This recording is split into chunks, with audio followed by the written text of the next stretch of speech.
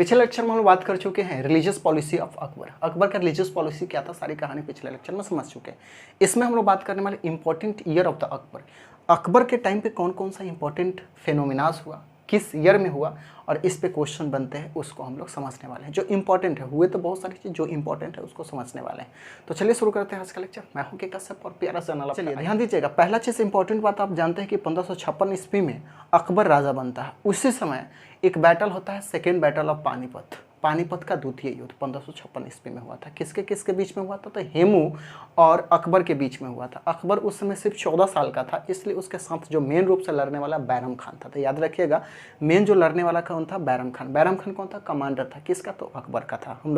ये बात हम लोग जानते हैं। तो 1556 ईस्वी में राजा बना। उसके बाद 1556 में सेकेंड बैटल और एक फर्स्ट बैटल ऑफ पानीपत हुआ था। तो याद रखिएगा, फर्स्ट बैटल ऑफ पानीपत 1526 ईस्वी में हुआ था, जो कि बाबर और इब्राहिम शाह लोदी के बीच में हुआ था। बाबर और इब्राहिम शाह लोदी के बीच में हुआ था, ये आपको याद रखने पड़ेंगे। 1560 ईस्वी में बैरम खान को रिटायर कर दिया जाता है और हज यात्रा पर भेज दिया जाता है। उसी समय ये मारा जाता है और इसकी पत्नी होती है, जिससे ये अकबर शादी करता है। याद रखिएगा, उस समय का रूल कुछ ऐसा होता है कि जिसके कारण उसको शादी करना पड़ता है। ठीक है, 1560 से 62 के बीच में बात करें तो ये मालवा का रीजन जो भी है ये कैप्चर कर दिया बस बहादुर से।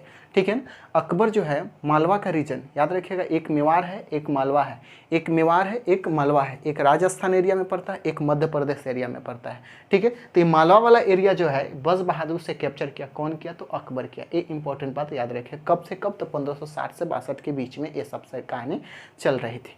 अब याद रखिए 1562 ईस्वी में, 1562 ईस्वी में क्या हुआ? पहले के जो भी कंसेप्ट थे वो कुछ अलग सा था। जैसे कोई भी बैटल अगर हो रहा होता है तो वहाँ पे बहुत सारे स्लैब्स होते हैं, मतलब नौकर होते हैं, उसको ज़बरदस्ती स्लैब बना करके उसको उठा करके अपने एरिया में लाया जाता था, ज़बरदस्ती उसको काम करवाया जाता था। मतलब स्लैब मतलब नौकर बना के रखा जाता था।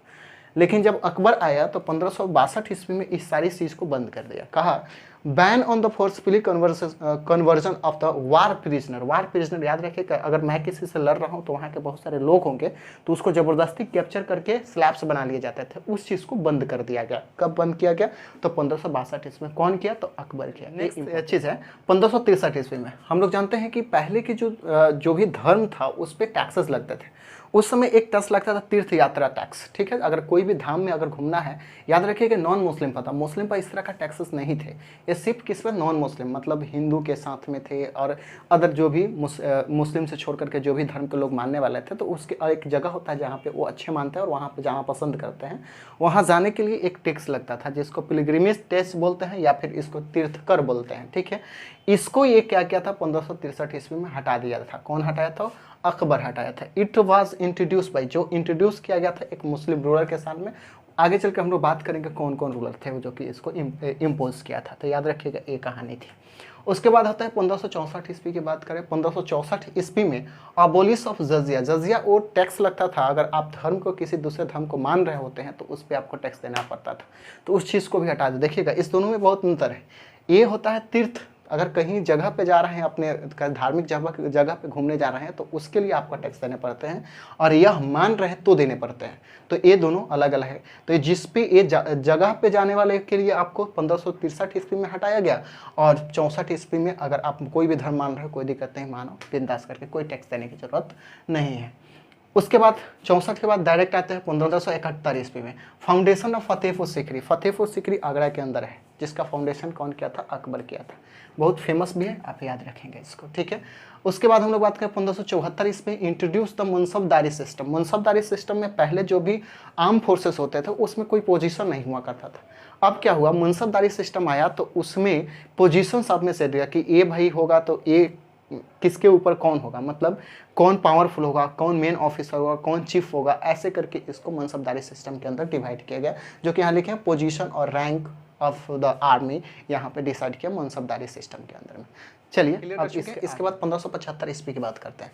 1575 ईस्वी में इबादत खाना, याद रखिएगा, इबादत खाना फतेहपुर सीकरी के अंदर में है। याद रखिएगा, इबादत खाना 1575 ईस्वी में बनवाया गया था। कौन बनवाया था? अकबर बनाया था। याद रखिएगा, इबादत खाना built by Akbar. It was the parliament on religious discussion. ये इस तरह का पार्लियामेंट, याद रखिएगा, ये तो इबादत खाना बनाया गया था इतना में, लेकिन रिलीजियस पॉलिसी के लिए जो पार्लियामेंट बनाया गया था, याद रखिए 1578 ईस्वी में। ठीक है ना, इसको फाइनली कर दिया गया इबादत खाना को कि यहाँ पे जो भी रिलीजियस पॉलिसी बन रहे हैं या फिर अलग अलग तरह के जो रिलीजन है वो आपस में आकर के डिस्कशन करेंगे, उससे पता चलेगा कि कौन सा सही है, कौन सा रिलीजन अच्छा होता है और कौन सा रिलीजन खराब होता है। उसमें डिस्कशन करना, इबादत खाना के अंदर में डिस्कशन करने के लिए ये पार्लियामेंट बना दिया गया।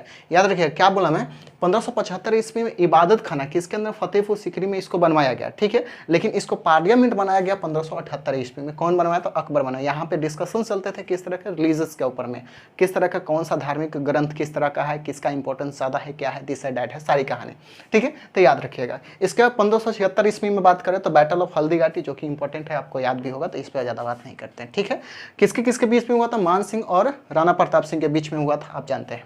1579 ईस्वी में, 1579 ईस्वी में प्रोक्लेम द मजहर। मजहर जो है एक बुक था, एक कंसेप्ट था जो लिखा था कि ना तो फैजी साहब ने लिखा था, जिसको प्रोक्लेम किया गया था, जिसको घोषणा कर दिया गया था 1579 ईस्वी में। कब घोषित किया गया था? 1579 ईस्वी में। ये इंपॉर्टेंट बात है। चलिए अब हम लोग आते हैं 1580 ईस्वी में। 1580 ईस्वी में दहसला बंदोबस्ती शुरू किया गया। दहसला बंदोबस्ती जो है, उस समय हम लोग जानते हैं कि फाइनेंस मिनिस्टर जो अकबर का था वो टोडरमल थे। तो इन्होंने इस बंदोबस्त को इंट्रोड्यूस किया किसके अंदर? इंडिया के अंदर में। तो यहाँ तो लिखे introduced by the Todarmal's, also known as a Zabti. ये एक जाति बंदोबस्त भी इसको कहा जाता था, और साथ में टोडरमल, क्योंकि टोडरमल इसको इंट्रोड्यूस किए थे इसलिए इसको टोडरमल बंदोबस्त भी कहा जाता है। याद रखिएगा इसके अंदर में 10 ईयर के लिए, इंपॉर्टेंट बात है, 10 ईयर के लिए रिवेन्यू किस तरह से कलेक्ट किए जाएंगे लैंड रिफॉर्म के। याद रखिए कलेक्शन के लिए, ये जो टोडरमल कह सकते हैं बंदोबस्त था, ये रिवेन्यू के लिए था। मतलब यहाँ से कहाँ से किस तरह के टैक्सेस वसूलने हैं, किसी भी लैंड से कहाँ पे किस तरह के क्रॉप्स प्रोड्यूस हुए हैं, इस पे डिपेंड करता था। ये 10 साल के लिए एक ही बार जाके सर्वे करते थे, और वहाँ से 1/3, याद रखिए कितना, 1/3 जो लैंड्स में जितने प्रोड्यूस होते थे उसका कॉस्ट, मतलब पैसा कैश में या फिर उतना का सामान इनको देना पड़ता था। तो ये 10 साल बंदोबस्त के अंदर में ये इंपॉर्टेंट बात किया गया। उसके बाद 1584 ईस्वी में, याद रखिएगा, इलाही सम्मत, जो कि सबसे ज़्यादा इंपॉर्टेंट क्वेश्चन बनता है इससे, इलाही सिस्टम जो 1584 ईस्वी में ये इंट्रोड्यूस किया गया था अकबर के द्वारा। तो यहाँ पे लिख दिया ये क्या है? इलाही सम्मत एक तरह का क्या है? कैलेंडर है, जो कि इंपॉर्टेंट है, ठीक है।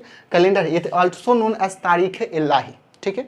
इसको हम लोग तारीख इलाही भी बोलते हैं, जो कि अकबर के द्वारा 1584 ईस्वी में इसको इंट्रोड्यूस किया गया था पूरे एरिया के अंदर में, ठीक है। तो ये यहाँ पे इस पे छोड़े हैं कि और भी इंपॉर्टेंट बात हो सकते हैं, क्योंकि इसके टाइम पे बहुत सारे इंपॉर्टेंट कहानी हुई है, लेकिन इतना अभी तक एग्जामिनेशन पॉइंट ऑफ व्यू से ज़्यादा इंपॉर्टेंट होता है, इसलिए इसके बाद भी और भी एक आध होगा तो आप खुद से यहाँ पे इंट्रोड्यूस करेंगे और इसको शामिल करेंगे। इसमें इतना ही। चलिए फिर मिलते हैं नेक्स्ट वीडियो में, जब तक एंजॉय करें और पढ़ाई करें।